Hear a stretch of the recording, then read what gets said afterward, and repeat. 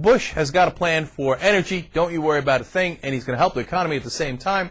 And he knows who's responsible. Of course, shockingly enough, it turns out the Democrats are responsible for oil prices, if you believe Bush. We got a quote from him in a second.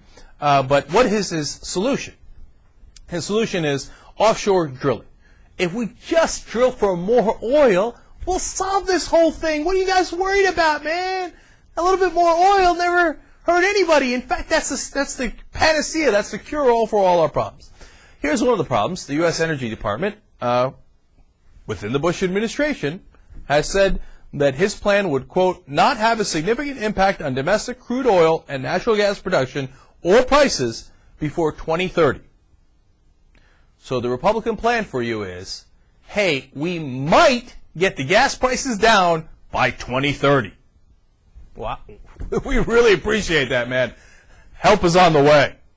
Now, who's responsible for gas prices quadrupling under the Bush administration? Well, if you listen to Bush, it turns out it's the Democrats. Who could have seen that coming? Here he is. Listen up. Who drives to work or takes a family vacation or runs a small business is feeling the squeeze of rising prices at the pump. To reduce pressures on prices, we must continue to implement good conservation policies, and we need to increase the supply of oil, especially here at home.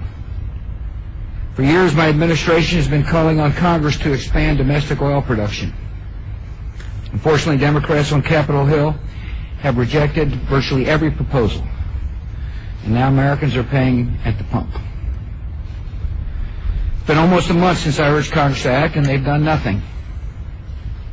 They've not moved any legislation.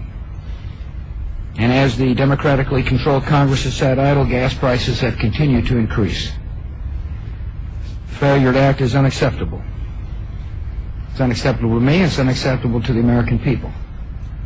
So today I've issued a memorandum to lift the executive prohibition on oil exploration in the OCS. With this action, the executive branch's restrictions on this exploration have been cleared away. This means that the only thing standing between the American people and these vast oil resources is action from the U.S. Congress. Now the ball is squarely in Congress's court. Democratic leaders can show that they have finally heard the frustrations of the American people by matching the action I've taken today, repealing the congressional ban, and passing legislation to facilitate responsible offshore exploration. This is a difficult period for millions of American families. Every extra dollar they have to spend because of high gas prices is $1 less they can use to put food on the table or send a child to school. And they're rightly angered by Congress's failure to enact common sense solutions. Today I've taken every step within my power to allow offshore exploration of the OCS. All that remains is for the Democratic leaders in Congress to allow a vote. The American people are watching the numbers climb higher and higher at the pump, and they're waiting to see what the Congress will do. How many times did he blame the Democrats in that clip? Are you kidding me, man? Are you kidding me? The man who came into office and says, hey, don't worry, I'm going to lower the gas prices by jawboning the Saudis. That's literally what he said, that he was going to jawbone the Saudis. And he has, and prices have quadrupled.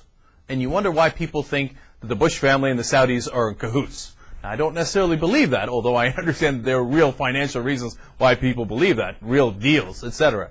But I'll tell you, if Bush didn't intend to help the Saudis, he has a funny way of showing it.